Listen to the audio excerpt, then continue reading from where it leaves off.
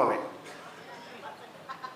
ఎందుకంటే ఈ 317 జీవో తీసుకొచ్చి ఉద్యోగస్తుల ఉసురు పోసుకుంటున్నాడు ఎవడు? ఈ 46 జీవో తీసుకొచ్చి పేద బిడ్డలకు ఉద్యోగాలు రాకుండా ఆగం చేసింది ఎవరు? కేసీఆర్ కుటుంబమే కదా. మరి ఇన్ని సమస్యలను తయారు చేసి ఇప్పుడేమంటారు? ఈ సమస్యల పరిష్కారం కోసం మేము వస్తామంటారు. చేసినోడివే నువ్వా? చేసింది వీళ్ళే కదా. పరిష్కారం మేము చేస్తామని అంటారు.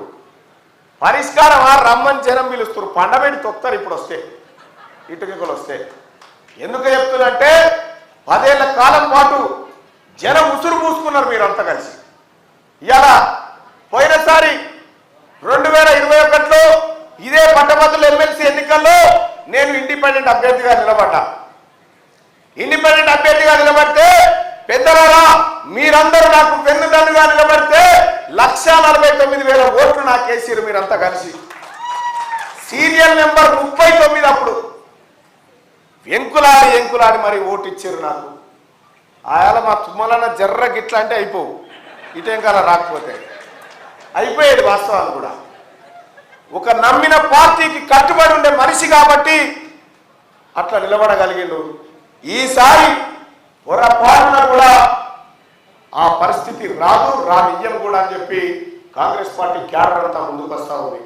ఏ ఊరికి పోయినా ఏడ మీటింగ్ పెట్టినా ఒకటే మాట, అప్పుడు అట్లా అయిపోయి ఇప్పుడు కార్తీ అయిపోయింది, ఇక నువ్వు గెలుస్తున్నావు పో మళ్ళా మేమంతా చేస్తున్నాం, ఇక పోయినసారి అంటే చేయలేకపోయినాం ఈసారి చేయాల్సిందే అనేటువంటి ఒక మాట చెప్తా ఉన్నారు. కానీ ఒక అభ్యర్థిగా నేను ఓటు అభ్యర్థించడం నా బాధ్యత.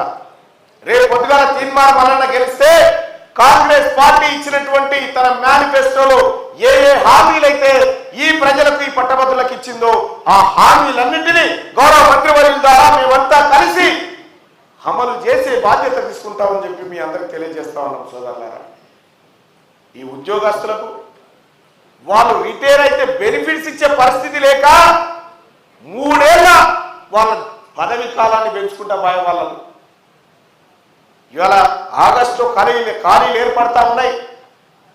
రాష్ట్ర ముఖ్యమంత్రి గారు జాబ్ క్యాలెండర్ దిశగా ఆలోచన చేస్తా ఉన్నాడు. గ్రూప్ 2, గ్రూప్ 3 పోస్టుల పెంపుదల పైన ఆలోచన చేస్తా ఉన్నాడు. డిఎస్సి పెరుగుదల పైన ఆలోచన చేస్తా ఉన్నారు. 2017లో వేసినటువంటి గురుకుల పీఈటీ నోటిఫికేషన్ కు ఇప్పటి వరకు వాళ్ళకి నియామక పత్రాలు రాలేదు. కోరు ముగిసిన వెంటనే వాళ్ళని కొలువుల్లో కూర్చోబెట్టబోతుంది కాంగ్రెస్ పార్టీ రేపు పొద్దుగాలని తెలియజేస్తా ఉన్నాం.